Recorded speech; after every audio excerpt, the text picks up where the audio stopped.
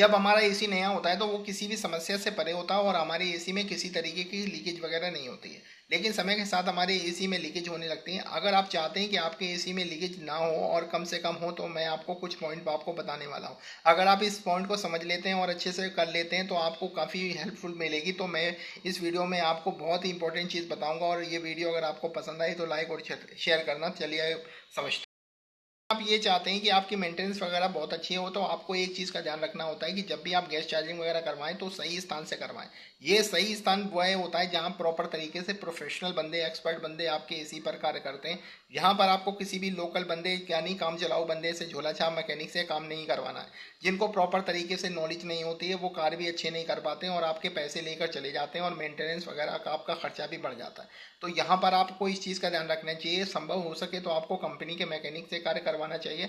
और इसके अलावा अगर आपके जान पहचान में कोई सर्कल में अच्छा मैकेनिक है तो उसको आप पकड़ के उससे काम करवा सकते हैं। और साथ के साथ आपको जो भी काम करवाएंगे उसमें आपको प्रॉपर तरीके से गारंटी और वारंटी के लिए भी उनसे संपर्क रखना और करवाना है, ताकि आपको कोई समस्या अगर आपकी शुरुआती दिनों में आती है तो आपका उसमें आपका पैसा ना देना पड़े और आपका कार्य हो जाए। चलिए अगले पॉइंट। सर्विस करवाना काफ़ी इंपॉर्टेंट होता है। ये सही समय आपका वैसे तो मार्च महीना होता है जब आप एसी को स्टार्ट करते हैं, परंतु कुछ चीज़ें और भी होती हैं। जैसे कि आपका एरिया ज़्यादा पॉल्यूशन वाला है तो यहाँ पर आपको साल में 2 बार एसी की सर्विस करवा लेनी चाहिए। एक आप मार्च में करवा लेंगे और एक आप अगस्त में करवा लेंगे। यहाँ आपको 2 सर्विस अच्छे से हो जाएगी तो आपके एसी के कंडेंसर कॉइल भी अच्छे से क्लीनिंग रहेगी और आपकी कूलिंग भी बढ़ती रहेगी। हाँ, जिस एरिया में बिल्कुल ज़्यादा धूल मिट्टी कम रहती है तो वहाँ पर आप मार्च महीने में करवा लीजिए। और बहुत सारे लोग ऐसा भी करते हैं कि जैसे आप एसी को जब आप गर्मियों में चला के बंद करते हैं तो उस समय आपको एसी को सर्विस करवा लेना चाहिए और प्रॉपर तरीके से उसको कवर से ढक देना चाहिए। ये भी बहुत अच्छा ऑप्शन रहता है। तो आप इस तरीके से अपने एसी की सर्विस करवा सकते हैं कि आपके एसी में लीकेज ना हो। तो ये काफ़ी इंपॉर्टेंट होता है।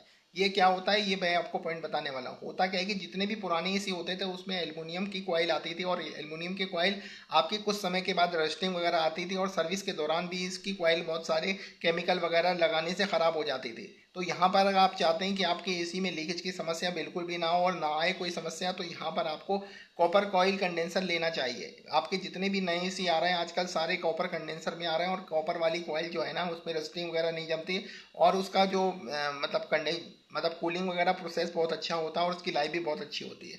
हाँ, ये है कि थोड़ा सा महंगा ज़रूर पड़ता है। वो कहते नहीं है कि एक बार थोड़ा सा महंगा लेने से, एक बार महंगा ले लेंगे अच्छा है और ख़राब वाला कॉइल वाला नॉर्मल आपको एल्युमिनियम वाली कॉइल नहीं लेनी है, यानी कि कंडेंसर कॉइल लेंगे तो इसकी लाइफ आपकी ज़्यादा होती है।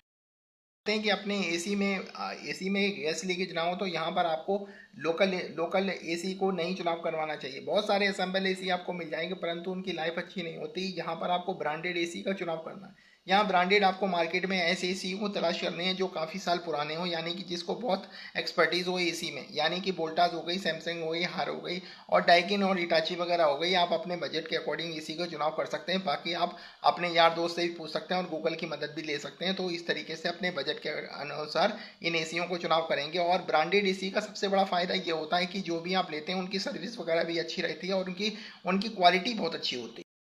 कि आपके एसी में लीकेज ना हो तो आपको आपको सर्विस के दौरान जो उसमें कोटिंग वगैरह होती है, सर्विस के बाद आपको एसी में कोटिंग करवा लेनी चाहिए। ये कोटिंग आपको कंपनी के थ्रू ही करवानी चाहिए, यानी कंपनी जो रिकमेंड करती है वो कोटिंग करवानी चाहिए। कोटिंग से आपकी रस्टिंग नहीं आती है और उसमें लीकेज की समस्या घट जाती है। तो यहाँ पर आप कोटिंग करवाएंगे सर्विस के दौरान। हाँ, इस चीज़ का ध्यान रखें अगर आपका वारंटी और गारंटी में है तो उस दौरान आपको एसी में कोटिंग नहीं करवानी है, क्योंकि कंपनी ऑब्जेक्शन कर सकती है क्योंकि छेड़छाड़ आपने करी है। हाँ, आउट ऑफ वारंटी में आप कंपनी से संपर्क करके या अन्य तरीके से आप करके उसकी कॉइल में कोटिंग करवा लें।